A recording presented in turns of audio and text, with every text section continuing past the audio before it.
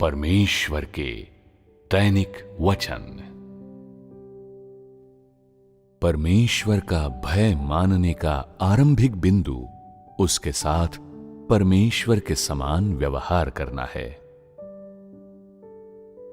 अभी थोड़ी देर पहले किसी ने एक प्रश्न उठाया था।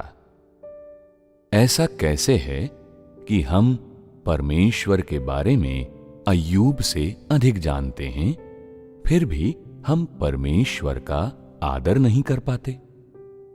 हमने पहले ही इस मामले पर थोड़ी बहुत चर्चा कर ली है ना?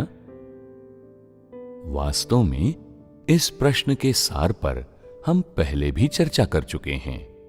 हालांकि तब अय्यूब परमेश्वर को नहीं जानता था, फिर भी उसने उसके साथ परमेश्वर के समान व्यवहार किया था और उसे स्वर्ग, पृथ्वी और सभी चीजों का मालिक माना था। अय्यूब ने परमेश्वर को शत्रु नहीं माना था, बल्कि उसने सभी चीजों के सृष्टिकर्ता के रूप में उसकी आराधना की थी। ऐसा क्यों है कि आजकल लोग परमेश्वर का इतना अधिक विरोध करते हैं? वे परमेश्वर का आदर क्यों नहीं कर पाते? एक कारण तो यह है कि उन्हें शैतान ने बुरी तरह भ्रष्ट कर दिया है। गहरी शैतानी प्रकृति के कारण लोग परमेश्वर के शत्रु बन गए हैं। हालांकि लोग परमेश्वर में विश्वास करते हैं, उसे स्वीकार करते हैं, तब भी वे परमेश्वर का विरोध करते हैं और उसके विरोध में खड़े हो जाते हैं। ये मानव प्रकृति द्वारा निर्धारित होता है। दूसरा कारण यह है कि लोग परमेश्वर में विश्वास तो करते हैं, पर वे उसके साथ परमेश्वर जैसा व्यवहार नहीं करते। वे सोचते हैं कि परमेश्वर मनुष्य का विरोधी है, उसे मनुष्य का शत्रु मानते हैं और सोचते हैं कि परमेश्वर के साथ उनका कोई मेल नहीं है। बस इतनी सी बात है। क्या इस मामले को पिछले सत्र में नहीं उठाया गया था? इसके बारे में सोचो। क्या यही कारण नहीं है? तुम्हें परमेश्वर का थोड़ा बहुत ज्ञान हो सकता है, फिर भी इस ज्ञान में क्या है? क्या हर कोई इसी के बारे में बात नहीं कर रहा है? क्या परमेश्वर ने तुम्हें इसी के बारे में नहीं बताया था? तुम केवल इसके सैद्धांतिक और मत संबंधी पहलुओं को ही जानते हो, लेकिन क्या तुमने कभी परमेश्वर की सच्ची मुखाकृति को समझा है? क्या तुम्हारा ज्ञान आत्मनिष्ठ है? क्या तुम्हें व्यावहारिक ज्ञान और अनुभव है? यदि परमेश्वर तुम्हें न बताता तो क्या तुम जान पाते?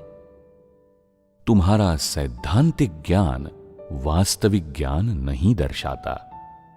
संक्षेप में, चाहे इसके बारे में तुमने कितना भी और कैसे भी जाना हो, जब तक तुम परमेश्वर का वास्तविक ज्ञान प्राप्त नहीं करोगे, परमेश्वर तुम्हारा शत्रु ही बना रहेगा। और जब तक तुम परमेश्वर के साथ परमेश्वर जैसा व्यवहार नहीं करोगे, वो तुम्हारा विरोध करेगा, क्योंकि तुम शैतान के मूर्त रूप हो। जब तुम मसीह के साथ होते हो, तो शायद तुम उसे दिन में 3 बार भोजन परोस सकते हो या उसे चाय पिला सकते हो और उसके जीवन की आवश्यकताओं का ध्यान रख सकते हो। ऐसा लगेगा जैसे तुमने मसीह के साथ परमेश्वर जैसा व्यवहार किया है। जब कभी कुछ होता है तो लोगों का दृष्टिकोण हमेशा परमेश्वर के दृष्टिकोण से विपरीत होता है। लोग हमेशा परमेश्वर के दृष्टिकोण को समझने और स्वीकारने में असफल रहते हैं, जबकि हो सकता है कि लोग केवल ऊपरी तौर पर परमेश्वर के साथ हों। इसका अर्थ ये नहीं है कि वे परमेश्वर के अनुरूप हैं। जैसे ही कुछ होता है तो मनुष्य और परमेश्वर के बीच मौजूद शत्रुता की पुष्टि करते हुए मनुष्य की अवज्ञा की असलियत प्रकट हो जाती है। ये शत्रुता ऐसी नहीं है कि परमेश्वर मनुष्य का विरोध करता है या परमेश्वर मनुष्य का शत्रु होना चाहता है। न ही ऐसा है कि परमेश्वर मनुष्य को अपने विरोध में रखकर उसके साथ ऐसा व्यवहार करता है, बल्कि ये परमेश्वर के प्रति ऐसे विरोधात्मक सार का मामला है जो मनुष्य की आत्मनिष्ठ इच्छा में और मनुष्य के अवचेतन मन में घात लगाता है। चूंकि मनुष्य उस सब को अपने अनुसंधान की वस्तु मानता है जो परमेश्वर से आता है, किंतु जो कुछ परमेश्वर से आता है और जिस चीज में भी परमेश्वर शामिल है, उसके प्रति मनुष्य की प्रतिक्रिया सर्वोपरि अंदाजा लगाने, संदेह करने और उसके बाद तुरंत ऐसी प्रवृत्ति को अपनाने वाली होती है जो परमेश्वर से टकराव रखती है और परमेश्वर का विरोध करती है। उसके तुरंत बाद मनुष्य एक नकारात्मक मनोदशा में परमेश्वर से विवाद या स्पर्धा करता है। वो यहां तक संदेह करता है कि ऐसा परमेश्वर उसके अनुसरण के योग्य है भी या नहीं। इस तथ्य के बावजूद कि मनुष्य की तर्क शक्ति उसे कहती है कि ऐसी हरकत नहीं करनी चाहिए, वो न चाहते हुए भी ऐसा ही करेगा और वो अंत तक बेहिचक ऐसी ही हरकतें जारी रखेगा। उदाहरण के तौर पर कुछ लोगों की पहली प्रतिक्रिया क्या होती है जब वे परमेश्वर के बारे में कोई अफवाह या अपयश की बात सुनते हैं? उनकी पहली प्रतिक्रिया ये होती है कि ये अफवाहें सही हैं या नहीं, इनका कोई अस्तित्व है या नहीं, और तब वे प्रतीक्षा करके देखने वाला रवैया अपनाते हैं और फिर वे सोचने लगते हैं इसे सत्यापित करने का कोई तरीका नहीं है। क्या वाकई ऐसा हुआ है? ये अफवाह सच है या नहीं? हालांकि ऐसे लोग ऊपरी तौर पर नहीं दिखाते, मन ही मन संदेह करने लगते हैं। वे पहले ही परमेश्वर पर संदेह करना और परमेश्वर को नकारना शुरू कर चुके होते हैं। ऐसी प्रवृत्ति और दृष्टिकोण का सार क्या है? क्या ये विश्वासघात नहीं है? जब तक उनका सामना किसी समस्या से नहीं होता, तुम ऐसे लोगों का दृष्टिकोण नहीं जान पाते। ऐसा प्रतीत होता है जैसे परमेश्वर से उनका कोई टकराव नहीं है, मानो वे परमेश्वर को शत्रु नहीं मानते। हालांकि जैसे ही उनके सामने कोई समस्या आती है, वे तुरंत शैतान के साथ खड़े होकर परमेश्वर का विरोध करने लगते हैं। ये क्या बताता है? ये बताता है कि मनुष्य और परमेश्वर विरोधी हैं।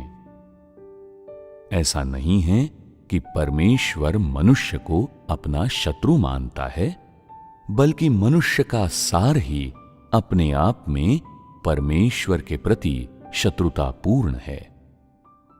चाहे कोई व्यक्ति कितने ही लंबे समय से परमेश्वर का अनुसरण करता रहा हो, उसने कितनी ही कीमत चुकाई हो, वो कैसे भी परमेश्वर की स्तुति करता हो, कैसे भी परमेश्वर का प्रतिरोध करने से स्वयं को रोकता हो, यहां तक कि परमेश्वर से प्रेम करने के लिए वो अपने आप से कितनी भी सख्ती करता हो, लेकिन वो कभी भी परमेश्वर के साथ परमेश्वर के रूप में व्यवहार नहीं कर सकता।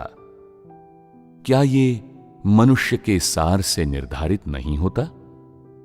यदि तुम उसके साथ परमेश्वर जैसा व्यवहार करते हो, सचमुच मानते हो कि वो परमेश्वर है, तो क्या तब भी तुम उस पर संदेह कर सकते हो? क्या तब भी तुम्हारा हृदय उस पर कोई प्रश्न चिन्ह लगा सकता है? नहीं लगा सकता, है ना? इस संसार के चलन बहुत ही दुष्टतापूर्ण हैं। ये मनुष्य जाति भी बहुत बुरी है। तो ऐसा कैसे है कि उसके बारे में तुम्हारी कोई अवधारणा न हो? तुम स्वयं ही बहुत दुष्ट हो, तो ऐसा कैसे हो सकता है कि उसके बारे में तुम्हारी कोई अवधारणा न हो? फिर भी थोड़ी सी अफवाहें और कुछ निंदा परमेश्वर के बारे में इतनी बड़ी अवधारणाएं उत्पन्न कर सकती हैं, और तुम्हारी कल्पना इतने सारे विचारों को उत्पन्न कर सकती हैं, जो दर्शाता है कि तुम्हारा आध्यात्मिक कद कितना अपरिपक्व है। क्या थोड़े से मच्छरों और कुछ घिनौनी मक्खियों की बस भिनभिनाहट ही काफी है तुम्हें धोखा देने के लिए? ये किस प्रकार का व्यक्ति है? तुम जानते हो परमेश्वर इस प्रकार के इंसान के बारे में क्या सोचता है? परमेश्वर इन लोगों से किस प्रकार व्यवहार करता है, इस बारे में उसका दृष्टिकोण वास्तव में बिल्कुल स्पष्ट है। ऐसे लोगों के प्रति परमेश्वर ठंडा रुख अपनाता है। उसकी प्रवृत्ति उन पर कोई ध्यान न देना है और इन अज्ञानी लोगों को गंभीरता से न लेना है। ऐसा क्यों है? क्योंकि अपने हृदय में उसने ऐसे लोगों को प्राप्त करने की योजना कभी नहीं बनाई जिन्होंने अंत तक उसके प्रति शत्रुतापूर्ण होने की शपथ खाई है, और जिन्होंने कभी भी परमेश्वर के अनुरूप होने का मार्ग खोजने की योजना नहीं बनाई है। शायद मेरी इन बातों से कुछ लोगों को ठेस पहुंचे। अच्छा, क्या तुम लोग इस बात के लिए तैयार हो कि मैं तुम्हें हमेशा इसी तरह ठेस पहुंचाता रहूं? तुम लोग तैयार हो या न हो, लेकिन जो कुछ भी मैं कहता हूं वो सत्य है।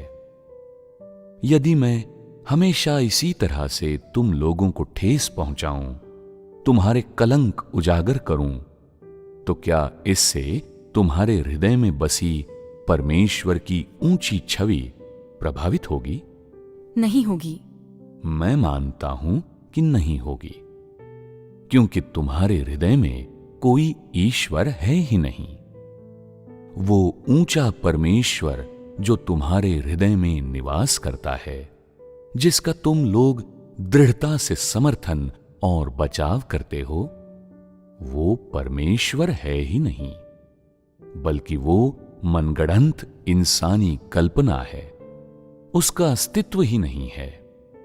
अतः ये और भी अच्छा है कि मैं इस पहेली के उत्तर का खुलासा करूं।